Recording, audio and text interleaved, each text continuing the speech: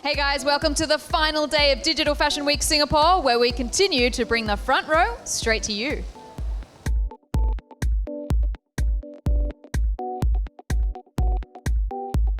Well, tell us a little bit more about the products that you've used on the models. Today we use a lot of hairspray. I've seen this limited edition hairspray from Label M.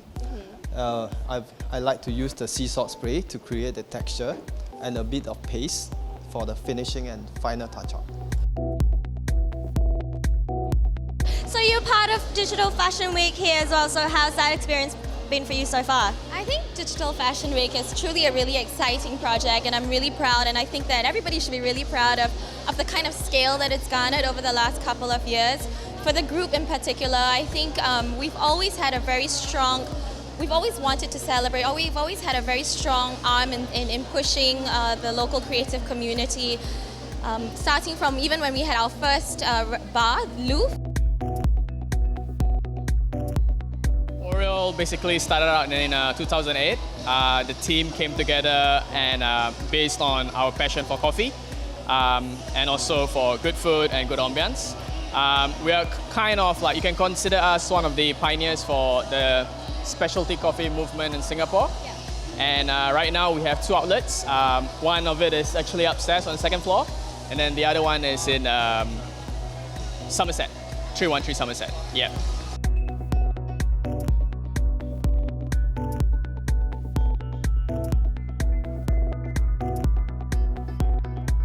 Tell us a little bit about your journey as a designer. Actually, I am living many countries, and then I am a Korean origin, and I got the many idea from the all over the world, and even the nature, even the girl on the street.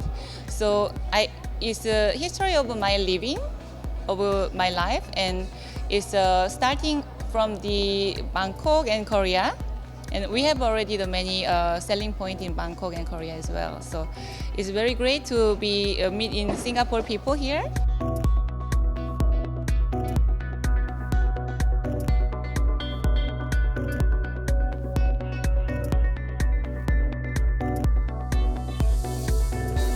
So what else can we look forward to in terms of trends and not only for the brows or the lips, but for the face in general?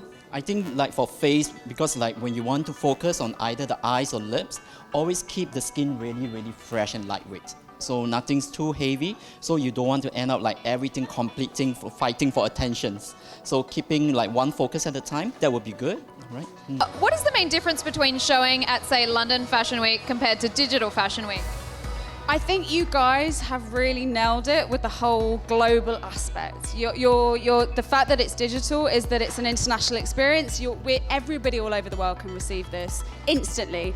And I think that's the future of fashion. I think perhaps in London we may need to catch up with that a little bit. So that's why I think you guys are doing it better, differently, and you're nailing it.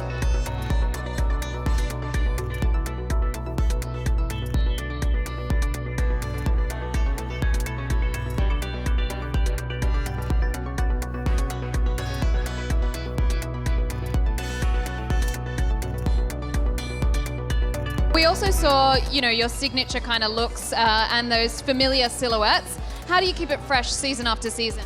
Well, we didn't really intentionally want to keep it fresh, but at the house of Maxam, we always try to we don't have a history, so we can only look back at our past works and try to reinvent them. Yeah. I know it might be hard to actually choose, but what is your favorite piece from this collection? Well, there's so many, but I really love the organza pieces and the red tassel dress. It's beautiful. Yeah.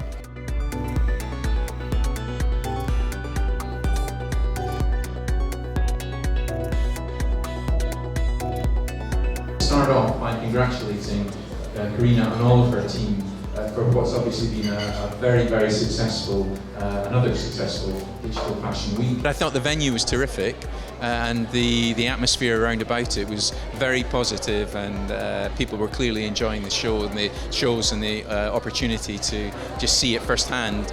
Some really innovative, creative design from all around the world, and I think that's very exciting. I think it's great for Singapore as well.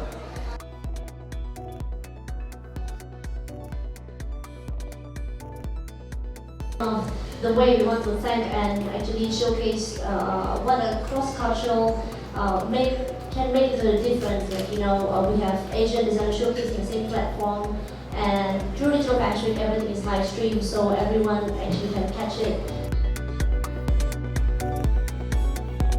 And we're looking forward to more years with Digital Fashion Week. Basically, tonight we've provided the food, very British, in line with the British designer Tatum Jones. So I'm very happy to see all the designs.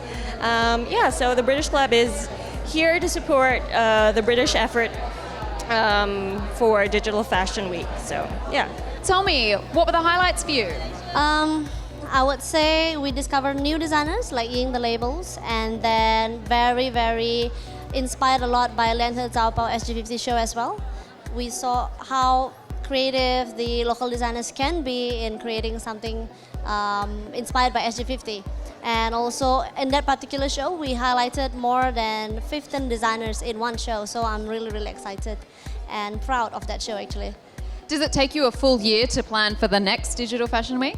It does, because not only for the fashion shows for 4 days, that's the climax of our effort, but in between we have a lot of fringe events. We have talk session with the insiders or talk session with the speakers that we've flown in from the UK and different part of the countries, but also to actually do some activities with the La Salle students, for example, to do the talk session with these speakers. Well, on that note, fashionistas, that does wrap up another year of Digital Fashion Week Singapore. I can't believe it's over. Some of the highlights would definitely include Mash Up, Tatum Jones, and also, we can't forget, Max Tan. But the fashion fun, it does not stop there.